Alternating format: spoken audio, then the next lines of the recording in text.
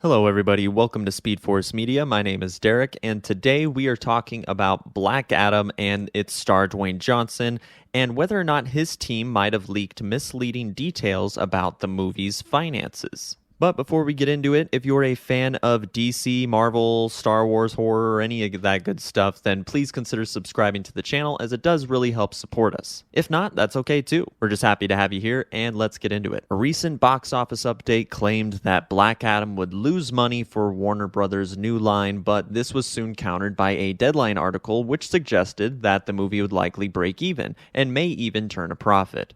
Star Dwayne Johnson retweeted the piece, adding that he wanted to wait until he'd confirmed with financiers, but before I shared this excellent news, that Black Adam would earn at least $52 million to $72 million for the studio. And of course, there was a lot of skepticism around that time. A lot of people thought, I don't know, Variety, the Hollywood Reporter, said that the film was going to lose a lot of money, and it was upwards to $100 million at one point.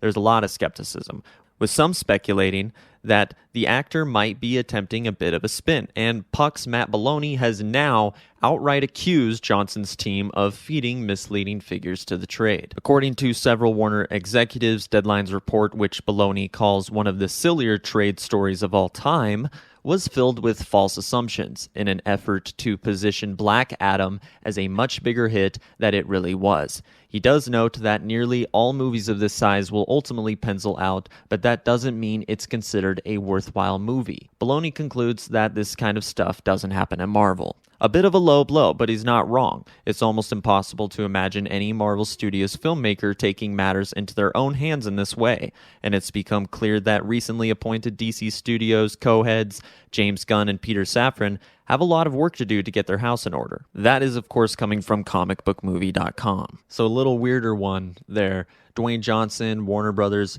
not on the same page, it sounds like, and is kind of some interesting accusations being thrown his way. I'm not super familiar with Puck or Matt Belloni, so maybe these guys aren't to be trusted, or maybe they are as reliable as Hollywood Reporter and Variety. I'm just not super familiar myself, but when you have trades like Variety, Hollywood Reporter, etc., coming out and saying that Black Adam is going to lose $50 to $100 million, that's a significant amount of money.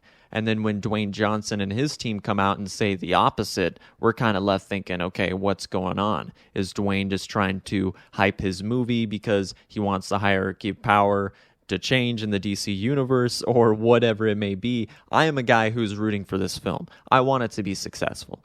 I love DC, and I really love the character of Black Adam, especially in the DC comics.